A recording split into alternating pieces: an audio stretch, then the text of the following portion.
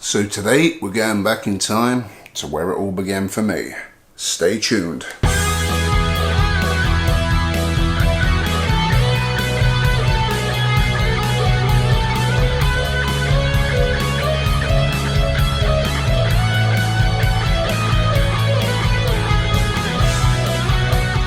Yes, good people, welcome back to the Guitar Manifesto channel. Hope you're all doing well out there. So today we're taking a trip down memory lane. We're going back to the first guitar that I ever owned back in the early 90s. Now, I was born in 1979. Growing up through the 80s, my parents liked music. There was always a lot of music being played in my household. We used to live next door to the Milton Keynes Bowl, so we used to always go to concerts. My first concert was David Bowie in 1984, which was a bit of an experience. But my mum and dad were massive Beatles fans, so there was always the Beatles playing. I used to personally like Michael Jackson in the 80s. That was my thing. I even see him at the Bowl in 1988. But then around 92, I started secondary school, which is your high school, and then everybody was listening to Nirvana. That was the thing at the time. It was about a year after Nevermind came out. There was a lot of great music about at the time as well. But Nirvana was the one that really got me into wanting to play guitar. Obviously they were still about at the time. So I had a few friends that played in bands. So anytime I went around their house, I was playing their guitars. I had an acoustic guitar. That was my first guitar, but you know, didn't really fill my boots, if you know what I mean. So a couple of years later, I kept nagging for a guitar for my birthday, Christmas, never got one. Then in September 1994, on my 15th birthday, I finally got my way and got my first guitar, which was an Encore guitar, black, single humbucker out of Argos, which is a retail store in the UK. Back then it was like a catalogue thing, so you could get the catalogue, see what you want, go in store and pick it up. Pretty much the same thing now, but I don't even know if they still do the catalogues anymore, but it's all online. But yeah, these are the Encore double cut guitars, basically a 3/4 size Stratocaster guitar. The only difference with mine was I had the black headstock, but this is pretty much the same setup, just a single humbucker, volume, tone control. Now these were $89.99 at the time, which I suppose ain't too bad a price. So step forward into 2022. Personally, I probably would have gone for the Squire Bullet Mustang, which is what, about £115, so an extra £25 in today's money. When I first got this, they used to come with a little Flystar mini amp with headphones that you plug in, plug your guitar in, you can play away. It was battery powered, it sounded like Argos. So by the time I got this, Kurt Cobain had already passed, Nirvana were sort of done, but people were still into him. So literally the first thing I played on this was Come As You Are. I was playing Nirvana constant on this thing. I was also into Green Day at the time, so I played Dookie to death on this. And in them days we had no internet. You could buy tab books, but you know, I didn't have a lot of money, so I used to play by ear. So what I used to do was record stuff off the radio onto tape cassette, play it back, but you used to be able to play it at slow speed. So I used to play it slow, learn all the chords, that kind of thing. So I basically taught myself to play by ear. And yeah, it's a good little life lesson for any modern guitarist. Again, you didn't have YouTube then, there's no online stuff. You could get like little chord books. I remember I had a Beatles one, which had a lot of the basic chords in, which was a good thing to learn, but most of it I was done by ear. I kept one of these for about 2 years. I literally played it to death. I sticker bummed it. I remember I dropped it and had a massive chunk at the bottom there. So if anybody's got one of these about that's beat up to heck with a big chunk missing on it, that'll be my one with the black headstock. Back then I didn't know nothing about setting guitars up. It played like rubbish. I remember that. The action was really high.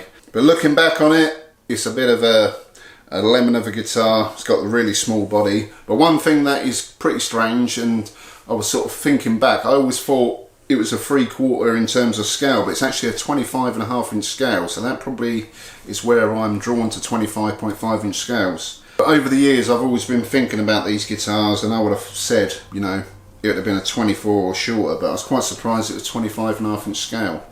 One of the first things I did to this, my first guitar mod, my friends were all saying get some super slinky strings on it because they'll make you sound really good. but I remember putting some 9-gauge super slinkies on, which I've done to this one. Just put a brand new set of strings on. I paid 40 quid for this. It come with a tweed hard case, a non-branded one, which I've already sold on, but yeah, 40 quid for this and a hard case. It's a bit beat up, it's a bit scratched, but these are pretty old now. But again, mine went in brilliant condition. So I'll give you a little close up. I've no idea what material this body is. It is super light. It's black gloss. Again, scratched to heck. Just that one humbucker, volume, tone control. It's got the trem claw on the back there. Your sort of standard Strat setup. 4 bolt on neck, maple neck. I presume it's a rosewood fingerboard. Encore headstock. You got them generic Chinese tuners. Got a 42.5mm nut. The fingerboard is quite flat. I'd say it's like a 12-inch radius at least, maybe a 14-inch radius fingerboard. So she got pearloid dot markers. Looks like a rosewood fingerboard. Medium jumbo frets. 21 frets on there. Again, like I said, 25.5-inch scale. But yeah, that was my first guitar. So the Guitar Manifesto has had the struggles over the years. I kept mine for about 2 years. Around 96 I started working. I had a job at Tesco. Guitar I bought after that was a Univox High Flyer, which I bought out the newspaper, and then from there I was buying and selling guitars until the present day. So around 95 I got in my first band with a couple of mates of mine. We never really come to anything. It was called Pubic Dandruff, and our first song was Butterfly, and it was me, my mate Gary singing, and there's another guy, I can't think of his name. He was playing lead guitar as well, and he was really good, but I was just strumming along.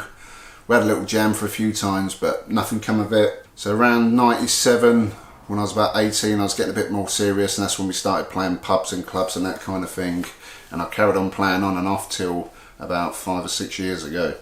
But good memories from one of these guitars. So I've give this a little setup. Actually, it did set up pretty decent. It's got a bit of string buzz up on the G string around the 15th fret onwards, but you know, it is what it is. But the fingerboard is actually pretty decent. There's no sharp frets on it, and yeah, we're just going to go with what it is. Again, I've got a brand new set of strings on it, some 9-gauge super slinkies. Today I'm not going to play to a backing track. I'm just going to play with my Boss ME70. I used a looper pedal. I'll play a bit of clean first because we've only got that one humbucker. Do a bit of lead over that with clean, and then we'll crank up some distortion and get some of my 90s kind of sounds. My first amp actually was one of them little Marshall double stack things, the battery powered ones, and I had a Boss DS1 which I upgraded to a Boss DS2. Then I got chorus pedals and all that kind of thing. Obviously the small clone from the Nirvana stuff, but yeah, that was my first rig. So the next thing we should do is plug her in and see what she sounds like.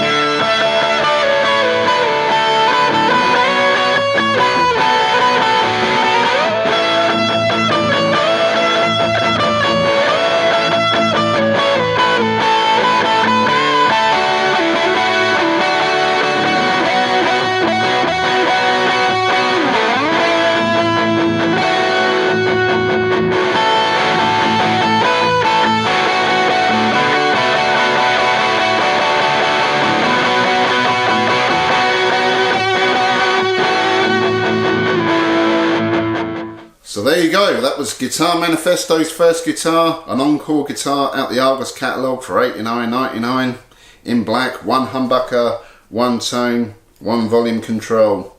Very basic guitar, very small body, 25.5 inch scale. Obviously these are still about now on Facebook Marketplace. You can pick them up between 20, 50 quid. Good little travel guitar because of the size. If you still like the 25.5 inch scale neck, the pickup sounds alright. But you know, nice simple setup. If you want to upgrade that, nice and easy. Change the pots, change the wiring, stick a nice good humbucker in there. The neck actually plays pretty decent. I'd definitely change them tuners because they've not been holding tune too well, but again, cool little guitar. Takes me back when the Guitar Manifesto started playing. So yeah, let me know what you think to it in the comment section below if you had one of these little Argos Encore specials. So if you enjoyed the video, please give the video a thumbs up. Subscribe to the channel, hit the notification bell, make sure you set your notifications to all, else you'll miss all the latest videos. You can also follow me on Instagram and Facebook, the Guitar Manifesto. Also check out my Teespring store for some Guitar Manifesto merch. There's links in the description. And also if you want to support the Guitar Manifesto channel, I've had a few people ask, I've got a Patreon link in the description below. So that will do for today. I'm going to play some old Nirvana riffs on this little thing, and yeah, I'll catch you all very soon. Thanks for watching. Peace.